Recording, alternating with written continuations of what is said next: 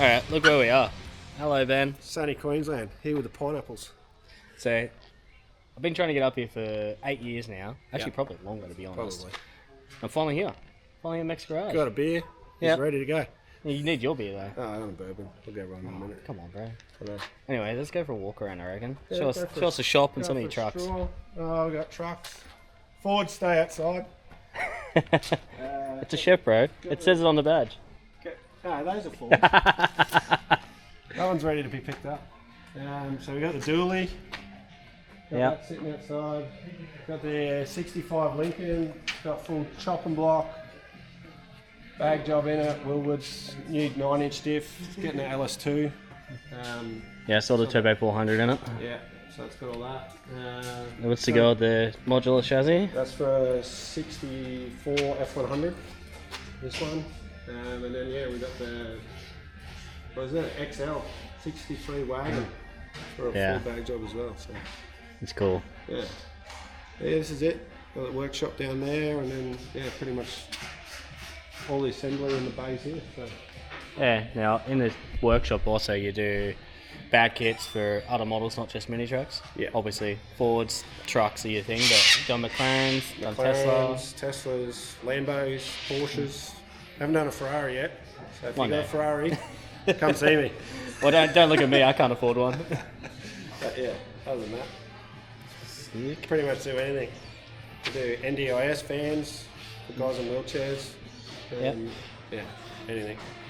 So, Obviously, what's happened to it, the 4 Lincoln, what's next? so with our rules up here, we get obviously when you get a C30 or a C20, even C10, no, not C10, C10s are different.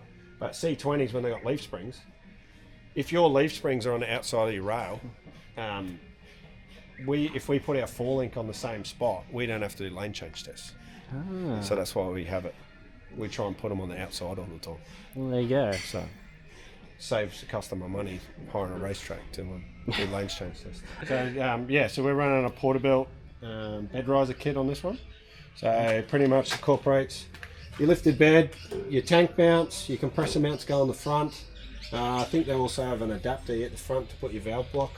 That's pretty much it for this thing. So it's got a Boyd welding fuel tank in it with twin aeromotive fuel pumps. Well, are they 044s? No, I think they're whatever the 340 litre a minute Oh, yeah. ones. So Yeah. they're decent. So then I'll do 800 horsepower each of them. Mm-hmm.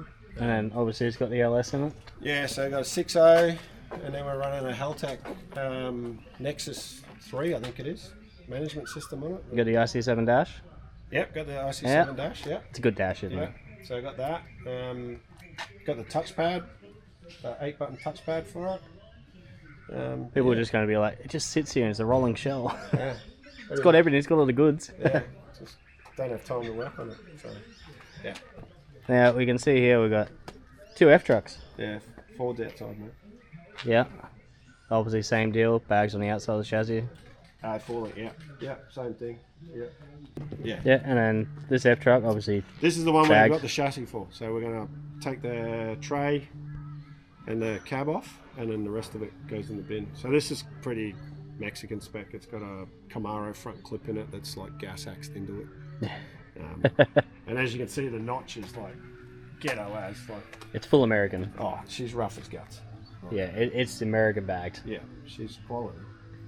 So, I just like how people have half done the tub mounts or the RHS. Oh, in there. that was with that 2-ton lid over there that was sitting on it. If you got your fingers caught, you pretty much lost them. So. Yeah, no. It's cool though, like an F truck sitting on the ground is cool. And it's got a Chev motor in it too.